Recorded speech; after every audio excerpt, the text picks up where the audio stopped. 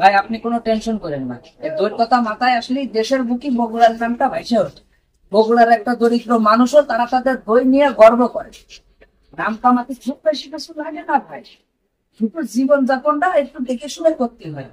মনে রাখবেন ওরা বিখ্যাত কিন্তু সামান্য একজন ঘোষের তৈরি দই থেকে সততা বললি এই নামটা আসতে আপনি আপনার কেজিটা দেখেন। কি রে ভাই 2 কেজি 900 গ্রাম কেন এত দিচ্ছেন কেন?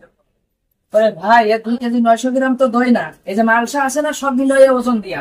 তা মালসার ওজন কি কটটুকটা এখনো ঠিক আছে?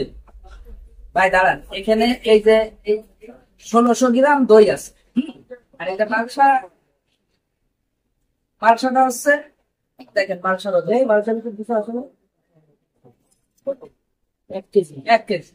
তাহলে 2 কেজি 900 গ্রামের থেকে 1 কেজি বাদ দিলে কত হয়? 1 কেজি 900 গ্রাম। 1 কেজি 900 গ্রাম। 1600 গ্রাম না একে।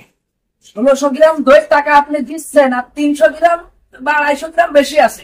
বেশি দিচ্ছেন কি জন্য? আপনারা বেশি দিতে কইছি আমি। সিটারির দেশে বসবাস করে আপনি আসলে সঠিক মাপটা কি করে বুঝবেন?